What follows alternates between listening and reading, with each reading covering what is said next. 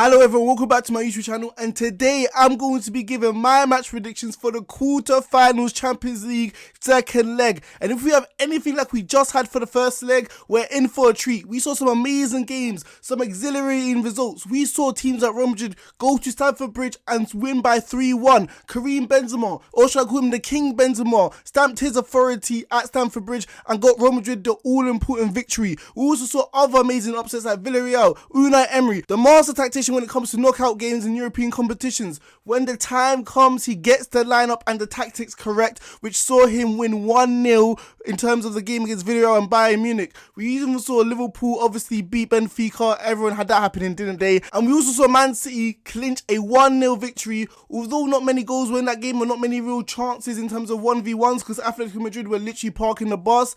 Manchester City and Atletico Madrid, both sides would pretty much be happy with the result going to Spain for the second leg. But like I said, if we have any of these sort of results, we are in for some amazing fixtures. We got Real Madrid versus Chelsea, the second leg. Do you think Real Madrid will be able to hang on to their 3-1 lead against Chelsea, who are the reigning defending European champions at the moment? Do you think Benfica will pull off one of the greatest upsets in Champions League history, beating Liverpool at Anfield, where they have only lost once all year this season in all competitions? Do you think Bayern Munich will be able to roll over Villarreal like they did to Salzburg when it came to the second leg in the last 16? And who do you think will win between Manchester City and Atletico Madrid? However, before I go in this video and give my predictions, you know what I'm going to say. Make sure you guys like, comment, and hit that big subscribe button right there, because I'm like 10 to 15 subscribers away for 1k. So please hit the subscribe button, guys, if you enjoy my content. And only 10% of you guys are actually subscribed to my channel, so please hit the subscribe button. It will help my channel grow. So the first game I'm going to be predicting, it has to be this, right? Real Madrid versus Chelsea. The real box office tie between these two sides. Like I've been saying this whole time, the current reigning defending European champions Chelsea versus the most successful team when it comes to this competition, Real Madrid. And honestly, the last game at Stamford Bridge, Real Madrid literally wiped out Chelsea, winning 3-1, where Karim Benzema scored a beautiful hat-trick, seeing him score back-to-back hat-tricks. And only 4 people have done that in Champions League history in this tournament, and Benzema has joined that list. But going into this game, Chelsea are fighting an uphill battle. Let's not get it twisted. And if Chelsea play anything like they did against Real Madrid in the first leg at Stamford Bridge, you might as well give the tickets for Real Madrid to book themselves a flight into the semi-finals versus Man City or Atletico Madrid, because Chelsea were absolutely horrendous, especially in the first half. They could not get near to those Real Madrid players. The defense like Alaba, Milito, Carvajal, even Mendy were so comfortable on the ball when Thibaut Courtois was literally trying to build up from the back. Even Cruz and Modric were amazing on the ball, composed. They allowed Chelsea to lash onto them and literally break through the press, which gave players like Benzema and Vinicius so much space to operate in the final third to get those goals. Real Madrid were absolutely phenomenal, and Chelsea, it was just felt like the press was half-hearted and they could not get near those Real Madrid players. And thank God Ancelotti changed his tactics and actually listened to me, because if he parked the bus like he did against PSG, the game would have been completely different. So going into this game against Chelsea, let's see if Real Madrid will set up the same way, because obviously they have a lead to protect. So will that mean they'll be more compact and structured defensively and let Chelsea to have the majority of the possession? Or will they think, no, we need to kill this game, especially in the first half, so Chelsea do not have any hopes going into the second half? However, in terms of this game, it's quite interesting because Thomas Tuchel in his news conferences already has been playing a little bit of mind games with his players as well, playing some sort of reverse psychology, saying to his players, look, the tie is already over. We know this is a ploy and tactic to be reverse psychology to try and inspire the players to have a good performance in the second leg, because they were not up to scratch in the game at Stamford Bridge against Real Madrid. So let's see if this works. And surely Chelsea do have the characters to motivate the younger players like Thiago Silva, players like Azpilicueta, even players like Mason Mount, who has great experience in this competition. They're not going to lay down thinking that Real Madrid are already through. They've done it before, and obviously they'll have the belief that they can do it again against Real Madrid at the Bernebou, even if the odds are stacked up against them.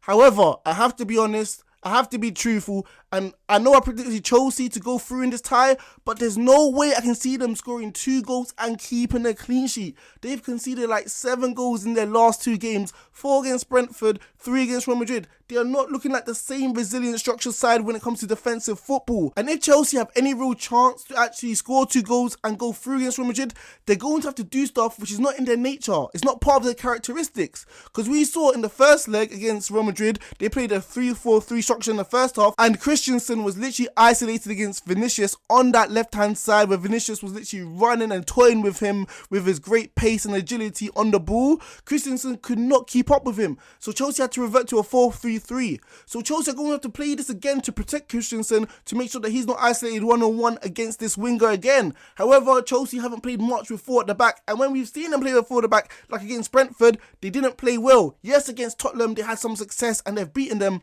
but they have not done it on a consistent basis. So it might be the biggest risk in their biggest game to do this. Other talking points as well, Chelsea have to score 2 to 3 goals. And we know notoriously Chelsea are famous for not scoring goals when it really matters this season, or at least in bunches in a game. They're not notoriously famous scoring 2 or 3 goals in a game. We literally saw them in the last 20 minutes against Real Madrid. They had chance after chance, but they couldn't capitalise. Lukaku had that header, Mount had that great effort, but went over the bar, just over. Azpilicueta, his great shot, Courtois saved it. I'm telling you, it just feels like Chelsea aren't built like this to score goals in bunches like Liverpool and Man City do.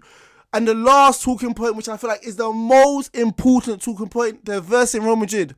I downplayed this in the first leg, but it's important to say and add that Real Madrid have vast experience in their side. They have match winners, they have players who have won this competition, and they know what it takes to win knockout games and knockout football. Players like Kroos and Modric, players like Karim Benzema, they have experience throughout the spine of that team who know how to get the job done when it really matters. They're not choke artists like PSG who are kind of new to the scene, and they do not have the aura or the stature around the club when it comes to this competition, where it just feels like it's their birthright to win it. Real Madrid have this. Also, Real Madrid has a vastly experienced manager like Ancelotti at the helm who knows how to get the job done. He's won 3 Champions Leagues. Pochettino had won none. He hasn't even won an important trophy in his career. So obviously you can trust Ancelotti compared to Pochettino, who choked away that lead against Real Madrid. So going in this game, I do think Chelsea will win. Do not get me wrong. But they will not do enough to get over the line against Real Madrid. And I'm going to go for a 2-1 victory for Chelsea, which will mean Real Madrid advances to the next round. So the next game I'm going to be predicting is Atletico Madrid versus Manchester City. And like I said in the first leg, it's going to be attack versus defense, Pep Guardiola's system versus Diego Simone's system. And like we just saw in that first leg, we saw it to the extreme. We saw Manchester City were literally setting up a campfire in Atletico Madrid's half, literally trying to plough through Diego Simeone's structured defence. And we saw Diego Simione, like I said, play defensive football throughout the 90 minutes. It didn't really look like he had ambition going forward because they pretty much played a 5-5-0 with no strikers up front. We saw Kevin De Bruyne's comments saying it was absolutely ridiculous. Atletico Madrid didn't even look to get out of their own half. They were just looking to get the draw so they can go home with a good result. And I know Manchester City won this game. I know they won 1-0 and they were quite nervous, especially since they didn't score in 60th, 70th minute and it took Kevin De Bruyne to get that all-important goal. But if you're Diego Simione, right, and you know Manchester City, when it comes to scoring goals, they can score in loads and bunches, second best attack in the Premier League, free-flowing football. They, especially at the Etihad, they literally put teams to bed by scoring 4 to 5 goals. If I told you that same side at the Etihad was only going to score 1 goal against you, and you can take that sort of result home with you to Madrid, would you take it? Diego Simione would have took that. He would literally have bitten your hand off, saying that that's a great result. I can live with that. I can stand by that and work with that result when it comes to this reverse leg in Spain. And the reason why is because Atletico Madrid are still in this tie. They're still in this game. And especially when it comes to Champions League football, you can just never predict what's going to happen. Expect the unpredictable.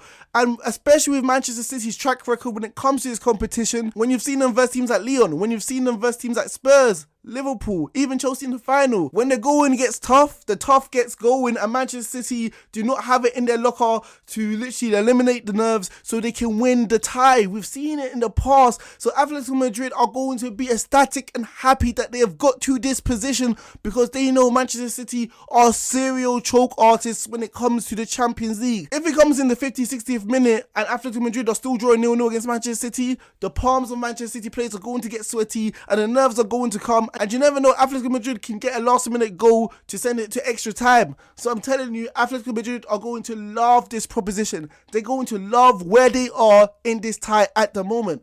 But it doesn't mean they have to be defensive completely throughout the whole game. Yes, they shouldn't concede in the first 5 to 10 minutes because that could relatively kill the game and you're going to have to play expansive football, literally try to play more offensive style. And we know when it comes to an end-to-end game, Manchester City are going to absolutely rip you apart. So Atletico Madrid do have to be defensive minded and they have to know that if they do concede a goal early Obviously, Manchester City can score many goals to end the tie completely, but they still have to transition the ball with speed and pace because they have talented players who can impact the game. Players like Felix, players like Suarez, Lamar, whoever they're up for playing up front, they can counter-attack with pace and really threaten Manchester City, who are still missing Ruben Dias, their key centre-back so far. But going into this game, I'm going to be predicting an upset. I think Atletico Madrid have it in their locker to make sure that they can keep the game tight, especially a 0-0 margin in the first half.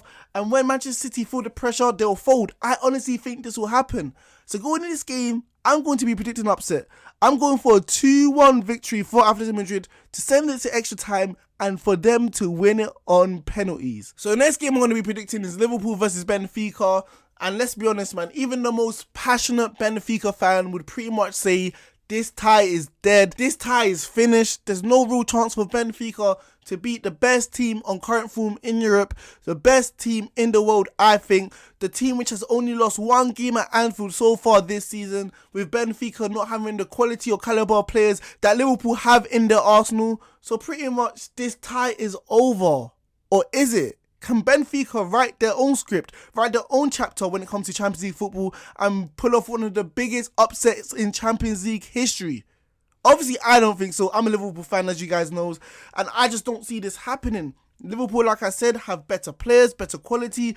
We saw Benfica in instances in that first leg. They were able to literally attack Liverpool and threaten them in the final third in the first 20 minutes of the second half. But the key ingredient because of that was that they had their fans cheering them on, which gave the players that extra 10 to 15 boosts on the counter-attack. They're not going to have this. It's one of the most daunting atmospheres to play football in Anfield, especially on a European night. So how will Benfica be able to pull off a miracle? I just don't see this, especially with Jurgen Klopp going to drill it in his players' heads. We can't be complacent knowing that anything can happen in the game of football. I just don't see the Liverpool players laying back and thinking the job's done. I think Liverpool gets an early goal straight away to kill off the tie, dead it off, and we'll pretty much be able to rest our key players going into the game against Manchester City in the FA Cup. Not only do Benfica have to beat Liverpool at Anfield, which has only been done once before, like I said, they have to score and win the game by 2 goals. I just don't see this happening. And if this is going to happen, Benfica are obviously going to have to be in the front foot and actually have to press Liverpool and actually have to dominate the ball in possession. And if they're going to go toe-to-toe with Liverpool with this sort of play, we obviously know Liverpool are the superior side with a better system, with better players. Imagine Mane and Salah and Firmino and all these type of players seeing this sort of play. This is going to be an absolute field day for players like Diaz, players like Salah, Mane, Jota in the final third, knowing that they're going to have a lot of chances to seal this game, especially when they know Benfica's chasing the game. So they're going to leave a lot of holes, a lot of gaps where these sort of players, world-class players, can control this game and dictate the result. So going this game, I think Liverpool will win. I don't think we'll lose. I don't think Benfica will get an early goal to make the Liverpool fans nervous. So I'm going to be predicting a 2-0 victory for the home side Liverpool to dead this tie so we can go to the semi-finals. So the next game I'm going to be predicting is Bayern Munich versus Villarreal, and this is going to be an amazing tie and an amazing game. And I know I did predict Bayern Munich to win 3-1 against Villarreal away from home. However, I'm not shocked that Villarreal and Unai Emery were able to get that all-important victory at home against Bayern Munich, winning 1-0.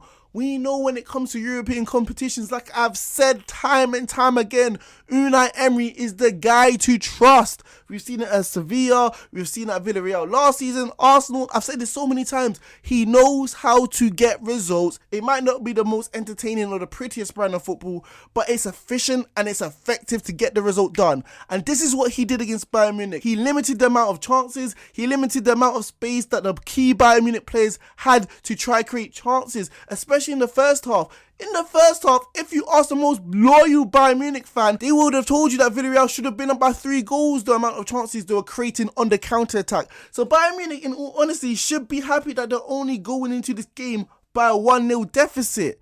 Villarreal may be shaking their heads thinking, ooh, we know Bayern Munich in the second leg typically do blow teams away like they did against Salzburg. Maybe we should be more courageous and more brave on the counter-attack to try to get more goals, because we know that Bayern Munich are a very dangerous side.